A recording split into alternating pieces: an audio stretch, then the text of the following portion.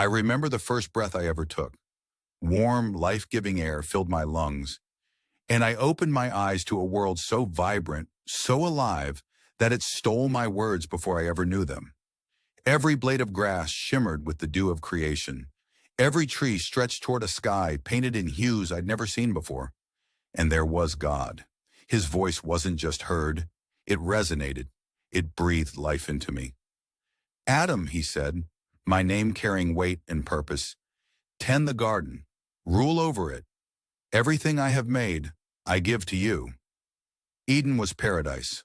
Rivers of crystal water flowed through it, nourishing every living thing. The trees bore fruit of every kind, ripe and sweet. Animals roamed freely, and I gave them names, each one unique, each one reflecting the beauty of its maker. But even in all this splendor, something was missing. God saw it too. It is not good for man to be alone, he said. So he caused me to sleep, deep and dreamless. When I awoke, she was there. Eve, bone of my bones, flesh of my flesh. Her presence filled a void I hadn't known existed. Together we walked the garden, laughed in its streams, and marveled at its wonders. Yet at the garden's center stood two trees, the tree of life and the tree of the knowledge of good and evil.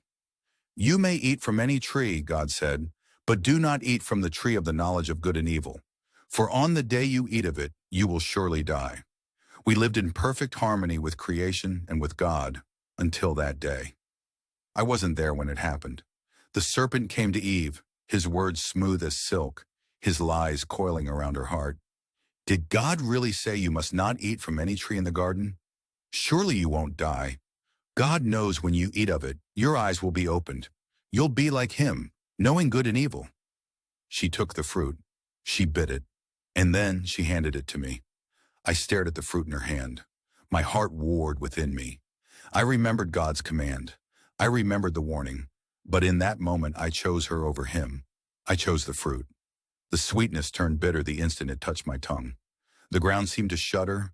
The sky darkened. And for the first time, I felt it. Shame. We were naked, exposed. We hid among the trees we once ruled over. Then came his voice. Adam, where are you? Trembling, I stepped forward. I heard you and was afraid because I was naked, so I hid. Who told you that you were naked? Have you eaten from the tree I commanded you not to eat from? I pointed to Eve. The woman you gave me, she gave me the fruit. And she pointed to the serpent. The serpent deceived me. Judgment fell like a hammer. The serpent was cursed to crawl on its belly. Eve would bear children in pain.